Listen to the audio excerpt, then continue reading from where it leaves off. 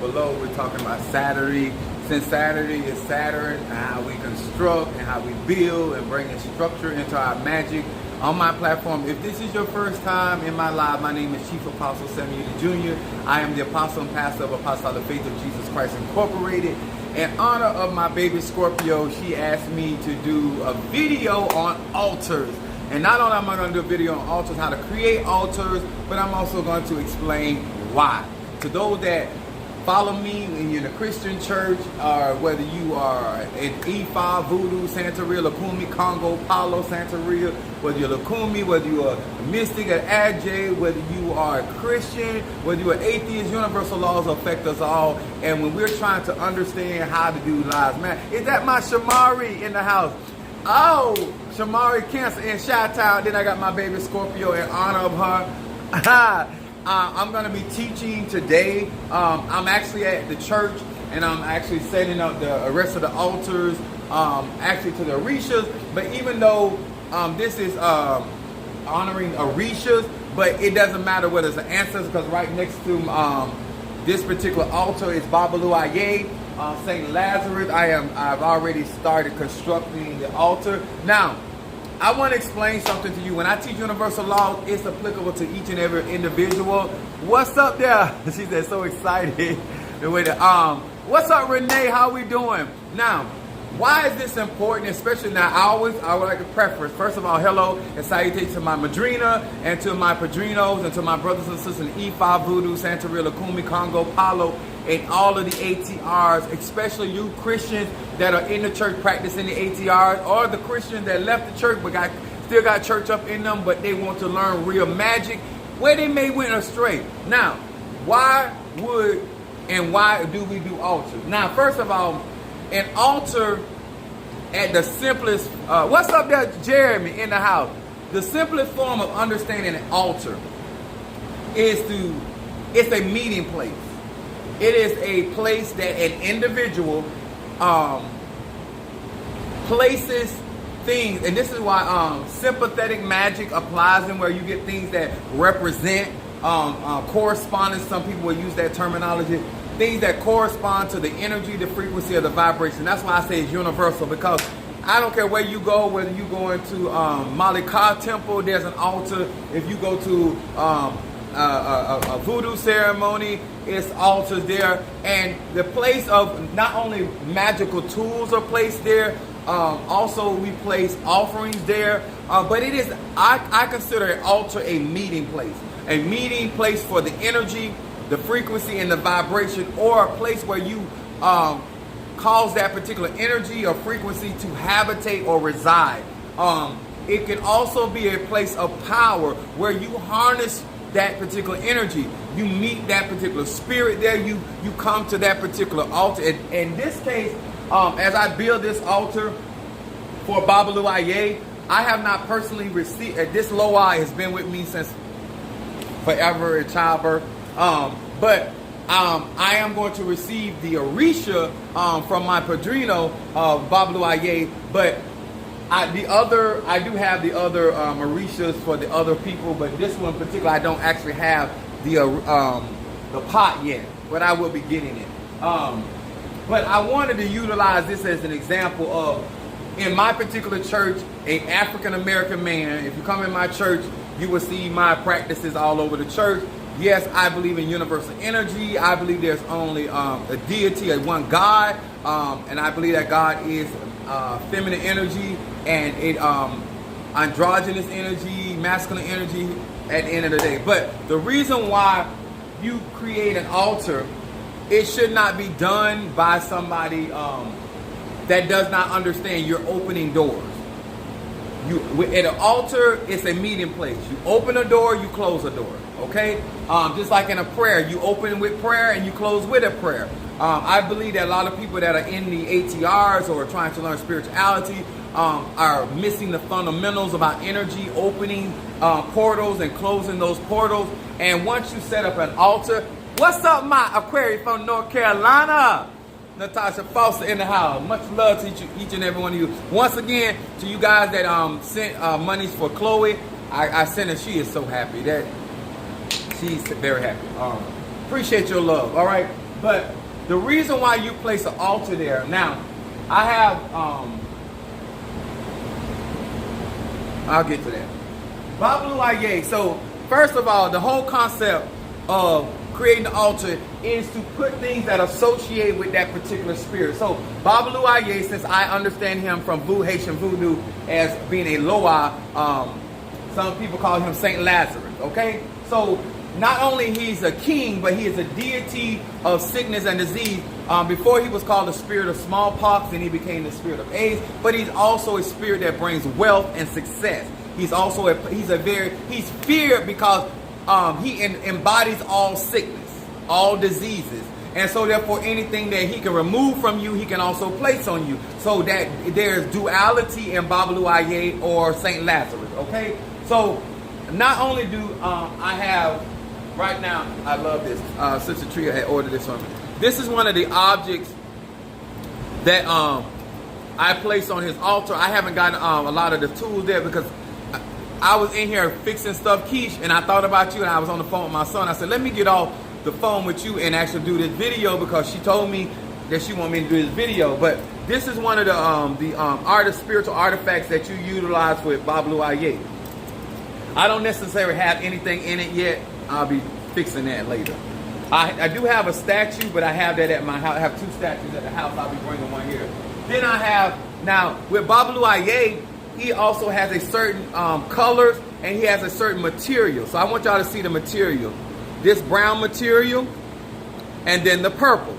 Okay? All that is symbology, and it also the cross is here. Now, actually I got a cross over there. Hold on just a minute. Y'all don't mind. Since I'm doing this on the fly out of just going my second.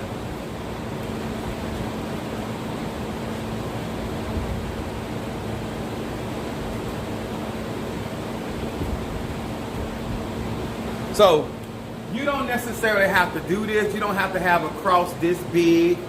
You know, size does matter sometimes, but not in this case. But since I already have it here at the church, I'm gonna put that up here. I'm gonna fix it up, but I'm just like, you put things that represent that particular spirit. I'm not, even though we're dealing with a Babalu Aye is known throughout all religions, so he transcends Orisha, Loa. I mean, this particular energy or spirit has just immersed throughout the world, and so they call him different names in different religions, but it has the same type of energy. It is one of my great, he's actually the father of me in Ocha, which is Santeria Lakumi. He's actually my father, and he's also a Loa that protects me even in Haitian Voodoo. So I'm very familiar with this energy, but putting things that represent him, colors, candles, all of that stuff matters. Now, the problem with it is that when you're harnessing that energy, when you are placing things that represent that particular spirit, ancestor, deity, God, goddess, Moreto, Egun, whatever you call it, that everything on that altar belongs to that spirit. I'm going to say it again. Once you give, whether you put money offering on here, whether you put gold, silver, whatever you decide, when you place it on that altar, those objects belong to that particular deity, that particular ancestor, that particular Egun, whoever it is. Because remember, your altar is the meeting place. So where you bring that energy. So if I step in front of this altar, I know that I am dealing with a healer, a cleanser, also a powerful protector. Babalu Aye is he's part of a triune with Nana Baruku and Oshun Mare. That's where I know him. Mostly and strongly with Nana Baruku out of the Diomede tribe. So that's where I was acquainted with him, and that's where I practice out of. Very deep, old conjure. Okay? But the cross represents the intersection of energy. When we call the crossroad work, when we use the cross not as the Christians use it, we are thinking about perpendicular lines where things intersect, like the back of your neck, where things intersect. So when energy comes in, where it intersects is the power center. So the power of this particular cross would be right here. And energy would come in and energy would disperse. So when we make the sign of the cross, what we're really doing is doing the crossroad. We're bringing energy down and we're bringing it across. You understand? We're bringing energy down from the crown and then we're bringing it across. You understand? Same concept, but it's energetically. What's up there? So what I will tell you guys that if you decide to do an altar and you are an amateur, my greatest advice to you, sir and ma'am, no matter what your practice level of belief, do an ancestor altar with an ancestor that loves you. Now, I'm going to say this because my live still ain't for children. You need to know that that person had it for you in life. What I mean by have it for you, they want to make sure that you eat. They want to make sure you got shelter. They want to make sure you're okay. They demonstrated that in their life without your influence, without your action. It's too many of us think that people have certain things for us that they do not. So you don't want to open up a portal. Now on my Oya altar over there in the church, I have my ancestors. I have Minister Mario, son of Ochosi's mother over there, and then Mario's pictures over there over with Ochosi. But everything, so all of the energy from now on that's going to be in this space is going to be directed with Babalu Aye. And so spirits, ancestors, Eguns, Orishas, Loas, and Kisi, and Pungo, every spirit needs a space where that spirit has, it could feel that particular space. And so therefore it can concentrate its energy there. And so when you approach the altar, it already knows that you're coming for either healing, some form of cleansing, some form of financial gain or whatever. What's up, Monique 444? Now, because many of you support Apostle Ely, and you help me various of things, so I'm going to be able to put different things on these altars for many of you guys that support me. I'm going to be changing my website a little bit in the respect of giving more openness to the ancestral work I do, as well as in my not so much as my Palo, because I want to use my Palos really for myself and my children and some, you know, unless I have a situation with a client that needs me to work on the with Palo for them, I will do that. But certain things I want to the masses, keep it as light as possible, unless you need me to get down dirty and you know you got to hook a brother up for that. Anyway, but he altars. Why you would build an altar is because you're trying to build a relationship with a particular energy. Why you would build an altar is because you want a connecting place. You want a meeting place, not only for you, but the spirit. You train yourself as well as the spirit when to meet you, how to meet you, and what type of offerings you are going to give that particular entity. Now, I will say this to you guys. If you're going to move your altar, have a discussion. The same thing that you would do if you were sitting on the couch and you need to move the couch. You would let everybody that's sitting on the couch know that you are attempting to move the couch. A lot of times, we're not allowing these energies to know that, hey, I'm making this place for you and this is where we're going to meet. You have to have a conversation with your deity, your spirit, your energies, your answer. I don't care even if it's your answer. Listen, I need to clean this off. I need to do this. I need to do that. Same thing you would do if I was sitting at your table and I was eating. You're like, listen, I need you to pick your plate up because I need to wipe it so that maybe I waste something. Maybe I spill something. Sometimes I have members or some in my church or some people I'll tell say, hey, I need you to go put that on the ancestor altar. And they'll be like, when I gave you permission to put that on there, I already let the spirits know that you will be coming before that altar to put that particular object there. You can't just walk up to somebody's altar and perform work. Like, even though it's my church and members are invited in this church, you can't walk up to an altar that was created by somebody else and just start working their altar. It don't work like that. You don't, that person, that individual priest or initiate has a bond or energetic connection with that altar, and those are that man or that woman's spirit. And even though you may share in the same Orisha or the Loa or the Impungo or the Nkisi that they share in, it is not your particular connection. And so therefore, respect, permission is important.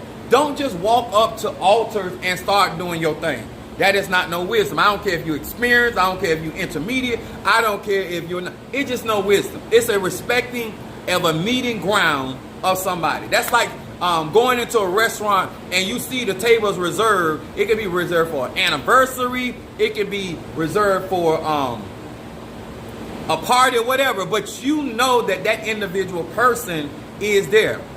I need to have a personal conversation with you regarding ancestor altar, please. No problem. All you got to do is get you a consultation or a progression. It's easy. And I'm going to be setting certain things up because if some of y'all just want me to talk about certain things, and we can do that, okay? But candles can be placed on altars. Now, if you place a candle on your altar, a candle is a beacon of light.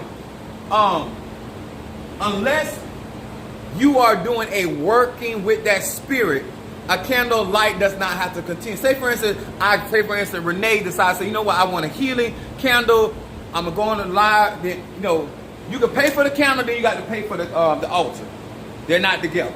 But I'm gonna use Renee as an example. So Renee said, you know what, I'm gonna go there. I want Pastor to fix me a St. Lazarus candle, and then I'm gonna send an offering, financial offering, so he can place it on the altar, right? So that candle is going to stay on the altar because it's burning with the intent of fulfilling somebody's desire. But if you light a candle for communication or opening, giving, for you to be able to converse back with that spirit, then when you done, you snuff that candle. You don't blow it out. You snuff that candle out because the communication is over. You do not allow a candle unless it is a working candle to remain lit on the altar. I know that people say, oh, don't leave a candle lit and don't do this and fire hazard. Well, in real magic, just like a forest fire, I ain't putting out my candles. I don't do that. If I put a candle in for the work, that's what it's there to do. You understand? Now, I ain't here to tell you how you do things because I'm a Sagittarius, my moon is Aries, and my rising sign is Pisces. Some of these people don't realize I would not go to some of these people's altars because you're not truly connected with spirit. You know, you got people building altars and they got all kind of energies on their altar. They got all kind of things that represent different things of different sciences and of different. It's like somebody got different. You go to a table setting and they don't know what they're doing. They got the salad fork with the shrimp fork with the dinner fork. Because they don't understand how it goes together. So some people can actually get confused at their own altar. Because what may symbolize one thing to one spirit may symbolize something totally different to another spirit. And if you're communicating, I'm gonna use this example. When you got too much stuff on your altar, it's like you being with more than one man or more than one woman at the same time and y'all meeting at the same time. Like you done got, like, why are these different spirits meeting up at why we, like, you see what I'm saying? You cannot bring too many spirits to a space unless those spirits are in harmony with one another. I got certain relatives I would not put on my altar. I have certain relatives I would not put on the altar with certain ancestors because they didn't get along in life. They ain't gonna get along in death. You understand? Do we leave our candles lit on the ancestor altar, or do we light when we come to communicate? Now, good question, Miss Wise. Now, I'm explaining it to you like this. If it is a working candle, is something that you have said, you know what, I'm lighting this candle for the ancestors to help me with my money, or ancestors to do protection work, I would leave that candle lit. But if you're only lighting that candle, basically like ringing the doorbell to the spirit and saying, listen, I need to talk to you. And so therefore, as long as the candle is burning, you're communicating with the spirit and then you snuff it out. It all has to do with purpose. Now, do you leave that door open for a particular ancestor? Do you got messy ancestors? Because if you leave that door or that portal open, that candle lit, and now they are finished with the work, but the candle's still burning, then they got access to continue to do whatever they feel like. Because at that point, they have finished the task, and they got a whole nother, 2 or 3 days of this candle burning without an assignment. So it is a conversation you would need to have to find out which ancestors to work with. I think like it's not unless let's just say it like this. If you have living parents, right? Your parents are living and you have an altar of maybe your grandmother, has passed away, or your grandfather. It's the candles are portals. Fire is a portal. Water is a portal.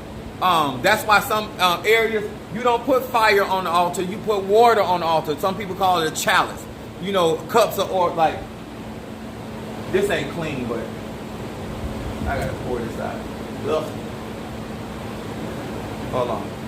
I had to bring this over here, but this is when I'm not at the church. It's hot in here, so these plants decompose really fast. But I gotta clean this. But this is what I would put on the ancestor altar, and I have, which I'm explaining that has a lot to do with my numbers, has a lot to do, because everything that a practitioner or spiritualist does should have something to do with their energy and how their spirits move with them. So a lot of time when people are telling you to do stuff, you have to understand your numbers and your setup, because you might not only need 5 glasses. You might not only need 3 glasses. You might need just 1, depending on your setup. I think trying to do a cookie cutter in spirituality is not good. I feel that some people, you should put a glass of water by your bed is sufficient for you, because you're not going to be a worker. You're not going to be a person out in the public doing work for certain things. You're not going to be a matriarch of your family. You're just doing your personal work, your personal cleansing, your personal this. Your altar should look very different than, I'm a worker. I'm not only a worker in my profession, I'm a worker, period, no matter what I do. So that should matter. I think that when you open too many portals and you don't understand the number system of your altar, then you got other, say for instance, you only meant to open 3 portals, but you got 6 other glasses. That means any other entity that's around you, around your home, or wherever you got your altar at, gonna have access to that altar, because it's just vacant. It's almost like the squatter's law. They're like, ain't nobody here.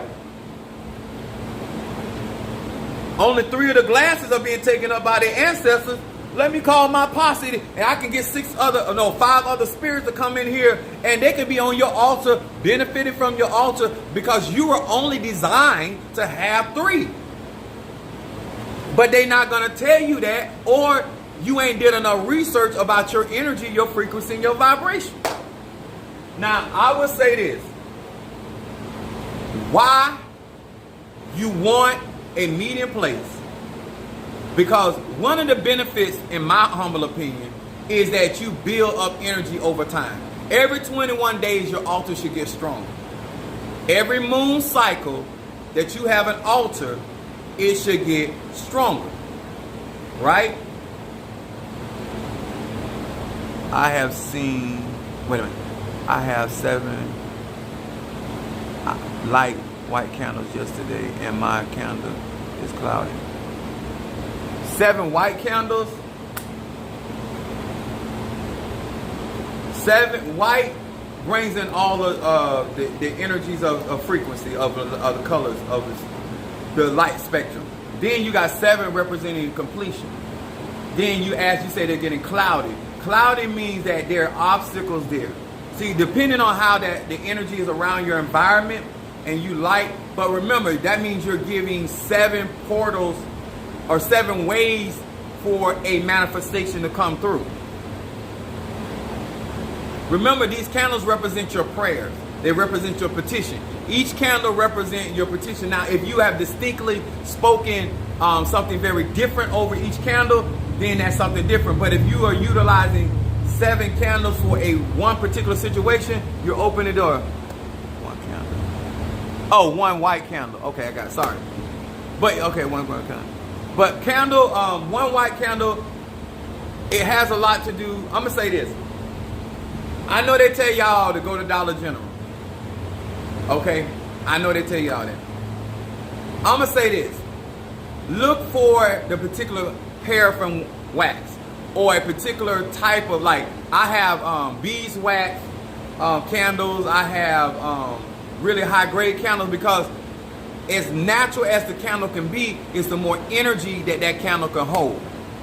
That's why I myself do not pick certain candles. I think that a lot of people don't understand, like say for this altar right here, I want y'all to look at that. See, that's my altar. This particular altar is round, right? So that's a circle. So that's energy of infinity. So then I got this other altar over here, this ancestor is square. Square holds energy.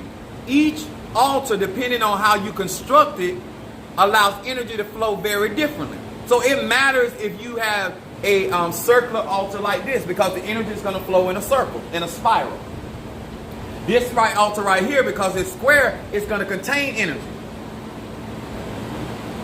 So, just to give you, should I do this one over here? Hold on. What's up, Count? How do you feel about making your own candles for the spirit? I feel, now this is my humble opinion, you have to have a connection with that particular spirit.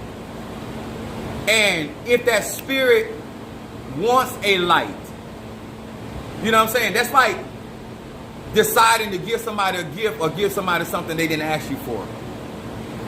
Knowing what people like is important, just like knowing what spirits like.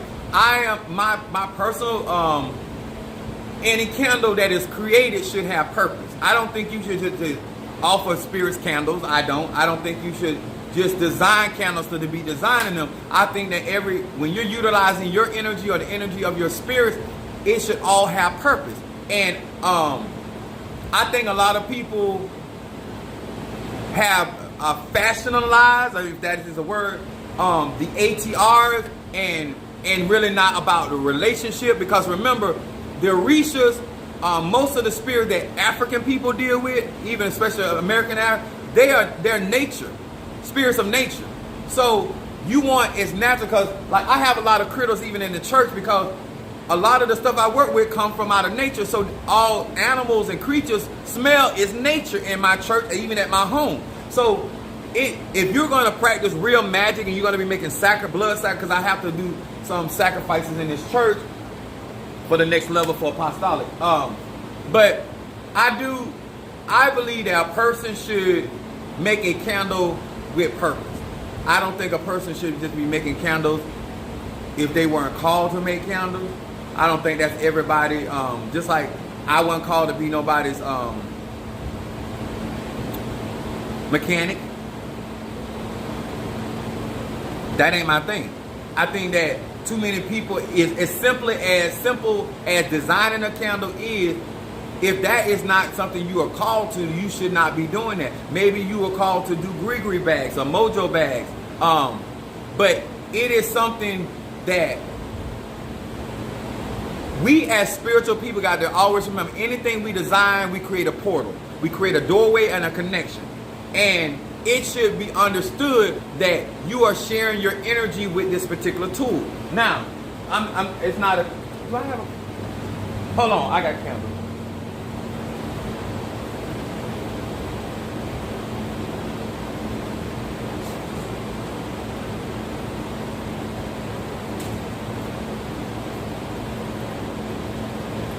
I have this white candle, right? White candle. Now, hold on.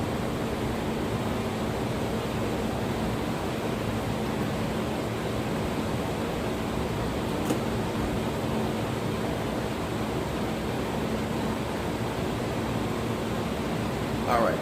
Now, I'm gonna use this as an example. This is not my doll. This is Minister Mario's doll. I'm gonna redress her in a minute. Now, I can offer this candle to Minister Mario, son of Ochosi Crown, his spirit, his Franciscan, in honor and for him, right? So me as a practitioner and spiritualist, I really work Minister Mario stuff for him, and I work it for his daughter. Now, eventually she's gonna inherit this doll, but I'm gonna, because I've been given permission by my padrino and my own personal connection with Minister Mario.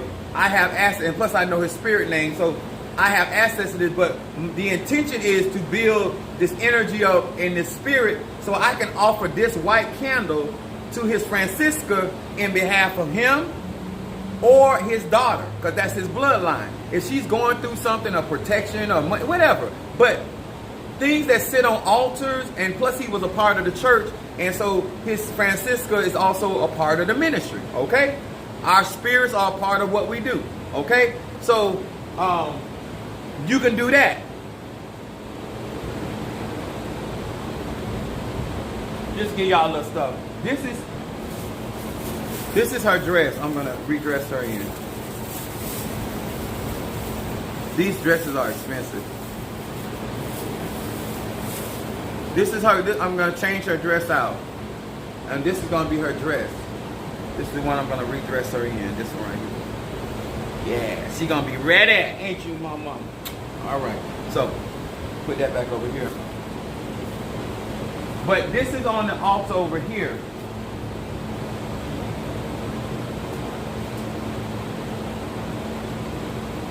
Jamari said, I break it down, don't I? I try to make stuff make sense, but if you got all these altars in here and you're not keeping the atmosphere clean, like I come in here before church and on Saturdays some days, and I'm in here cleansing, because you got to make sure the spirits are in harmony.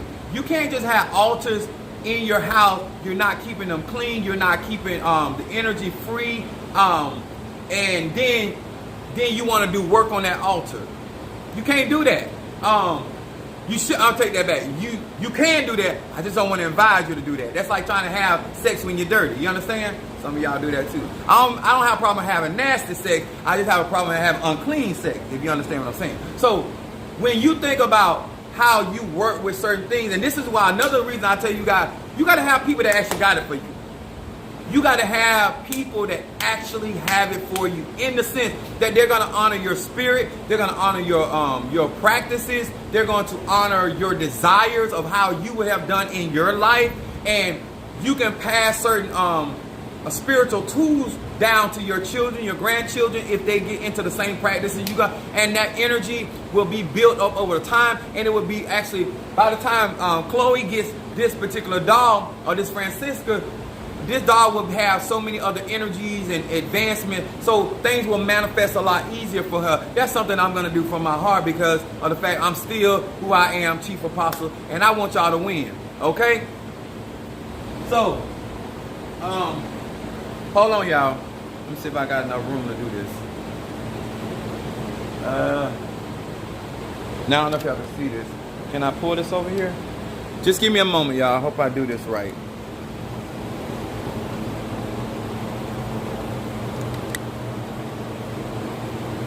Okay. Now, I guess I can move this right here.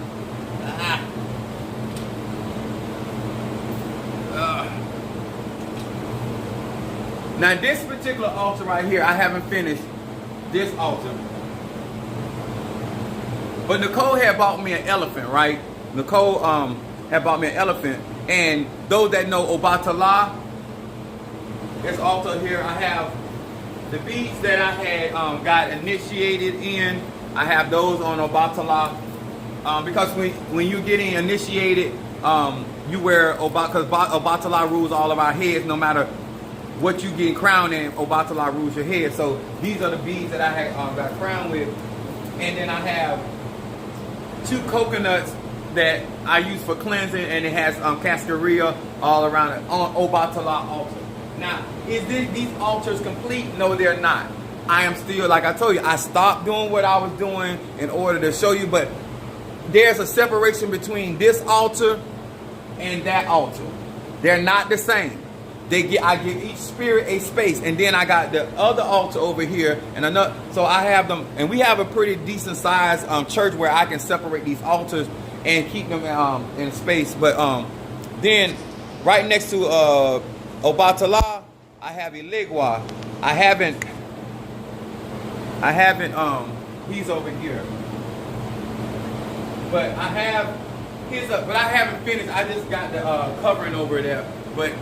That's what, when you are in a particular faith, it's just like in one of my prayer rooms. Hold over here.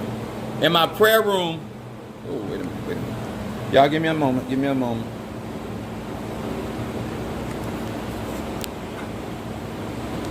Ooh, wait a minute. Don't stop, get it, pop. All right. I want to rock. So, having space to energetically move. Guys, don't forget to hit that like button. Thank you, Monique, for reminding. I have a room for my Loas. I have a room for my my Palo spirits. I have a room where I do hoodoo work. I have. That's why it costs, because financially you have to keep all this stuff up.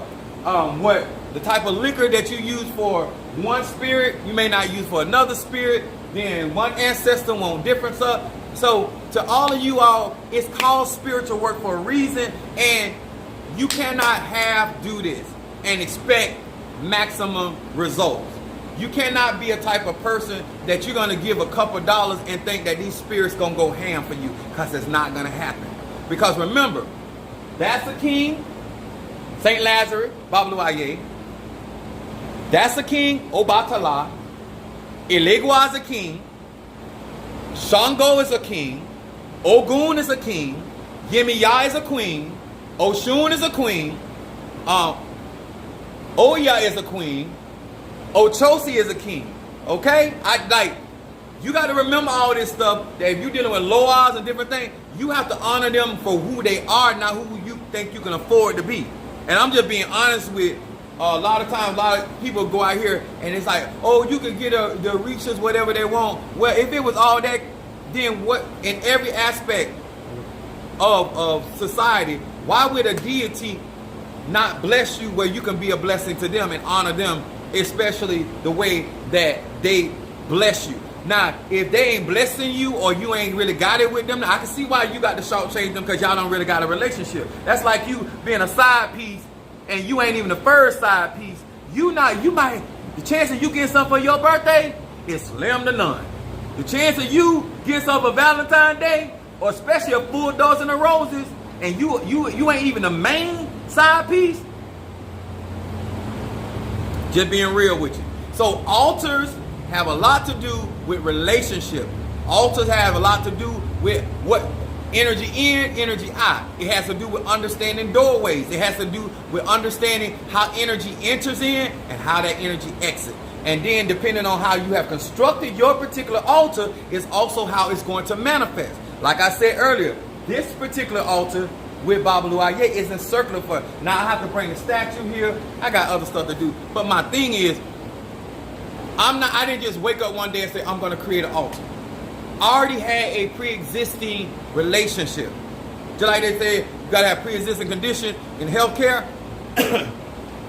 I have pre-existing connections and relationship with these spirits, and so therefore, all I'm doing is bringing that relationship and giving them a space where we can interact. Okay? We already got a connection. We already got each other's phone number. We already know where each other live. We just hooking up. Whether it's hooking up in the movies, whether it's hooking up at dinner, whether it's going to my place or your place, or outside like I like it, in nature. But my point is, you have to have a precondition when it comes to the relationship before you create an altar. Make sure you already have a relationship with that ancestor. Make sure you already have a relationship with that impungo. Make sure you already have a relationship with that energetic. Whether you're dealing with Santista, what's the they like to deal with the Lady of Death. When I was making delivery at UPS, and most packing houses are full of Mexican people. Lady Guadalupe, she get an altar everywhere they at. And when you walk in, they got the lights, and one thing about me, I respect all types of entities and spirits, because it's all vibration and frequency in my opinion. But they have her picture on their trucks, on their houses, their shirts. They honor her. That is their patron saint, right? So building an altar as a collective is another thing. If the church, my angel of this church would be Oya, my angel of this church would be Ochosi. Also, my angel would be Bablu Aye, because he's also my father. Oya is my mother. Oya is Minister Mario's mother, and then Ochosi is his head. And this is my father, Bablu Aye. So depending on the energy pool that you're in or the connectivity you have, you also can honor that altar of the head spirit of that particular elder. Like my Padrino is Obatala. So I'm gonna fix Obatala up because I was born from Obatala, because that's my Padrino. I was also born from Eligua because my second Padrino head is Eligua. Okay, so you need to know all those things so you can address these particular energy frequencies in harmony. Remember this, magic makes sense when you institute science and math. For all of y'all that got all of that shiggity on your altar, that you got reversal, you got money there, you got war there, you got all this stuff in one space, and you don't think ain't nothing wrong with that. You got to build energy, frequency, and vibrate. I got different pots for that. I got a pot at my house. I do not even keep it inside. I do so much destruction work with that pot, I keep it outside. I do not bring that pot in. I don't care if it's thunder and lightning. I don't care if it's a hurricane. I don't bring that pot in. Because there ain't nothing good I do with that pot. Nothing. Put your picture or name in that. I'm there to fuck you up. That's all that pot is there. It's nothing but destruction. It is nothing nice. I don't mean well. I don't wish well. It's there for annihilation and bringing ruin. That's all that pot is for. Other than that, but them other pots is healing, it's love, it's unity, it's money, it's wealth. I don't mix them pots together because they ain't the same. They ain't the same. The stuff I put in that destruction pot is nasty. So, I hope this helped. I appreciate your support, your continued support. If you want me to do some incense burning, y'all know all you got to do is send it and I'll burn it when I get to the house. Actually, I can burn it here at the church because I got incense here at the church, and I can use I can use the other pot. I can't use, my spirit don't want me to use the other big Ogun pot, but I can use my smaller Ogun pot to burn incense. So if you want an incense burn, all you got to do is, I got my iPad with me, so if you want me to burn incense while I'm here and getting this thing fixed together, I'll do that for you too. It's on Saturday, it's construction. Keisha, I'm sending out. I'm gonna actually put your stuff on my ancestor altar over there, Keisha. I'm gonna burn over here on the ancestor. If you want me to burn on tonight, I'm gonna be burning the pot on the hold on. That altar right there, I'll be burning your stuff on that particular altar. I got to finish fixing it up and whatever, but this altar right here, I'll be burning all your offerings on that altar right there. So, and that's in the church. That's in Apostolic Faith of Jesus Christ. So if you come to my church, don't be looking around and looking crazy, because this is what we do here. You understand? I don't want nobody talking about, what is he into? I'm into whatever you see on the wall.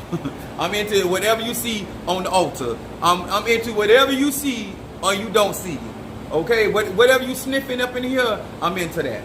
I'm burning tobacco. I got all kind of stuff going on here because I got to feed these spirits, get these altars right. And so when we come in Sunday morning, and we get ready to have our worship and we have all that, the energy gonna be so thick and strong in here. Now, what you ain't gonna be able to do is come in here and manipulate this energy, because at the end of the day, they're my spirits. They ain't your spirit. Don't come in here. If you don't mean right, don't come to my church. If you don't want to be a part, you don't want to support, that's fine. Do not mess with Apostle Eden. It's so very simple. You don't like it, you don't agree with it, you ain't got to come. But it take money, it take resources to make this stuff happen, and especially to be presentable so we don't have to be embarrassed about our practices. You understand? One thing I want my people that follow me is invest in yourself and then invest in what you're working with. So therefore you can bring honor and beauty to what you do and respect. All right? Anything you work that hard for, you ain't gonna let nobody mess it up.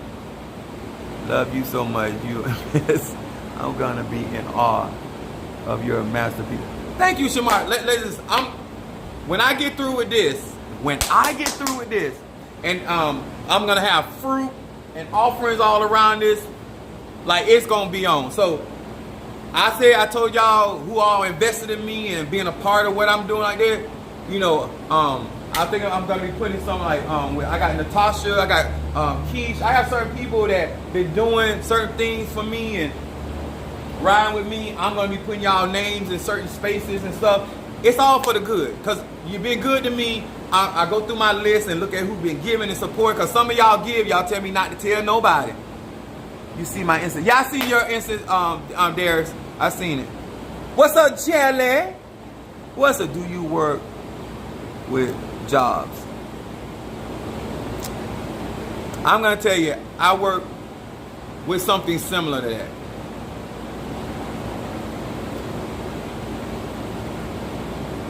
I think that, and depending on cultures, we call those type of spirits. In voodoo, Haitian voodoo, we deal with Metkafu. These darker spirits. One of the spirits that follow me are a lot.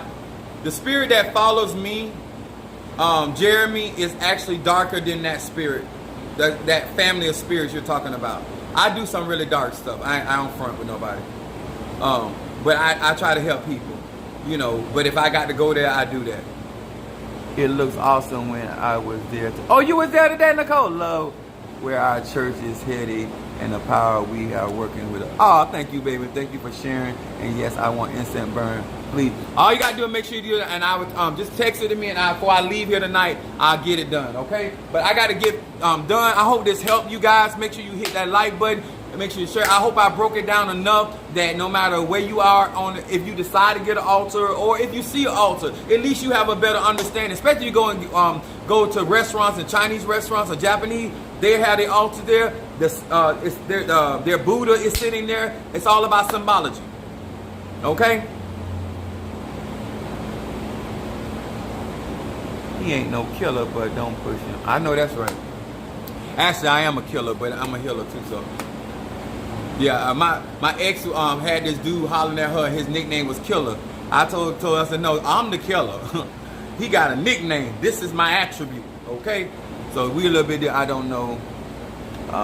Haitian are using war demons to fight the French to make them fearless or warlike. Yeah, it is like in every pantheon there are spirits, and actually I'm gonna teach on demons because it's a colonial term. It's really not what they are, but it became mainstream to say demon. It is really daemon. These are half gods, half human.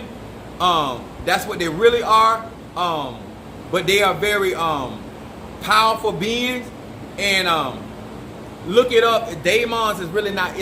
If you use the word demon, it is something. It's a colonial European term. It is not the actual term for what that energy, frequency, and vibration is. It's just not. What class, dude?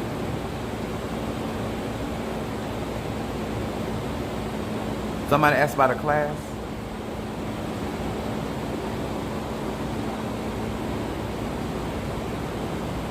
Nelson, which class was it?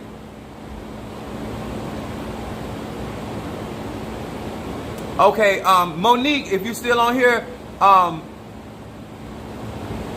Diane Nelson had, she's in the beginner's class. Send her that email and the passcode so she can go to that class. Take that class.